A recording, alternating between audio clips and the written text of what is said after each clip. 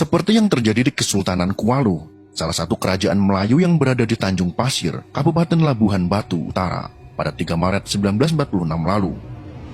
Sultan Kualu, Tuanku Al-Haji Muhammad Shah, diseret saat sedang sholat malam di rumahnya oleh sekelompok orang. Kemudian dibawa ke kawasan kuburan Cina, sebuah kompleks pemakaman etnis Tionghoa. Sekelompok orang bersenjata tajam juga membawa Tengku Mansur Shah gelar Tengku Besar, putra Sultan Kualu, ke lokasi yang sama. Kemudian juga Tengku Dirman Shah, adik kandung Tengku Mansur Shah. Ketiganya kemudian disiksa lalu ditinggalkan begitu saja dalam keadaan sekarat. Beruntung pada pagi hari seorang nelayan yang sedang melintas menemukan ketiganya, kemudian membawa para korban ke istana untuk mendapatkan perawatan. Sekitar pukul 11 siang, datang sekelompok orang berbeda menjemput ketiganya dengan alasan akan membawa ke rumah sakit. Sejarawan Melayu Tengku Haris Abdullah Sinar dalam sebuah literatur mengatakan, para petinggi Kesultanan Kualu tersebut dibunuh saat azan sedang berkumandang. Saat hendak dibunuh, tuanku sempat berkata, bila kalian hendak membunuh kami, tunggulah azan selesai dikumandangkan dan izinkan kami sembahyang sekejap, pinta tuanku saat itu. Ternyata permintaan tersebut tidak dikabulkan. Sultan Kualu dan kedua putranya tewas dibunuh. Peristiwa serupa juga terjadi di Kesultanan Panai, Kota Pinang, Negeri Padang Tebing Tinggi, dan Kesultanan Bilah yang menewaskan Tuanku Hasnan. Kesultanan Langkat juga mengalami nasib serupa. Tidak sedikit perempuan keluarga kesultanan diperkosa di hadapan orang tua dan keluarganya, sedangkan laki-laki dibantai dengan sadis. Akibatnya, Kesultanan Langkat banyak kehilangan petinggi kerajaan dan sejumlah pakar.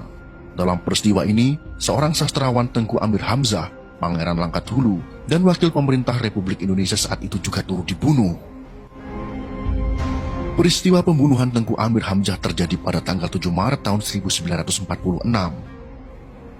Dalam peristiwa itu, Tengku Amir Hamzah dan sejumlah petinggi Kesultanan Langkat dijemput paksa menggunakan truk terbuka oleh sekelompok orang, kemudian dikumpulkan di Jalan Imam Bonjol Binjai.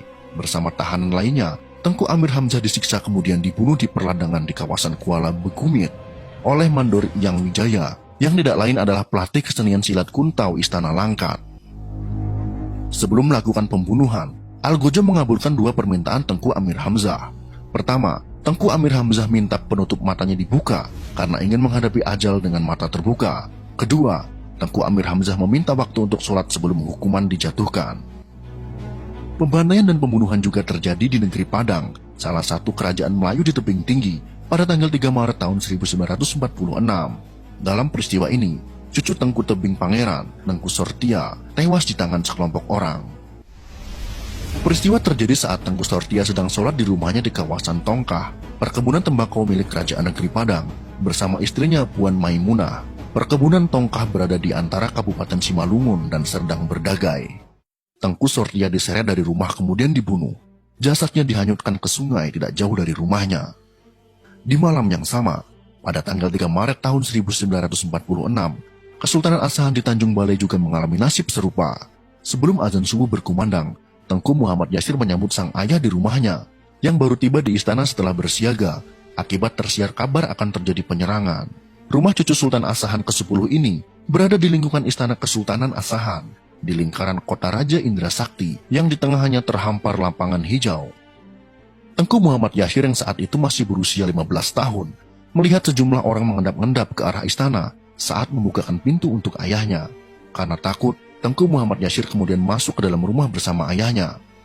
Pada pukul 6 pagi, Istana Kesultanan Asahan diserang sekelompok orang. Sultan Asahan saat itu, Tuanku Syaibun Abdul Jalil Rahmat Shah, berhasil melarikan diri melalui pintu belakang istana. 1 jam kemudian, sekelompok orang datang ke rumah Tengku Muhammad Yasir dan membawa ayahnya. Tengku Muhammad Yasir tidak turut dibawa, karena sedang menderita sakit pada bagian kaki yang mengalami pembusukan hingga mengeluarkan aroma tidak sedap. Setelah penangkapan ayahnya, Tengku Muhammad Yasir menyelamatkan diri ke rumah kakak sepupunya, yaitu Tengku Hania. Ternyata Tengku Muhammad Yasir tidak menemukan seorang pun lelaki di situ. Semua telah ditangkap sekelompok orang. Dokumen Belanda memperkirakan, pembantaian di wilayah Kesultanan Asahan pada tahun 1946 menelan korban mencapai 1.200 orang. Belum lagi di sejumlah kerajaan Melayu dan kesultanan di Sumatera Timur lainnya, banyak kerangka korban yang terkubur tak beraturan di Sungai Londir, bahkan ada di dinding-dinding tanah.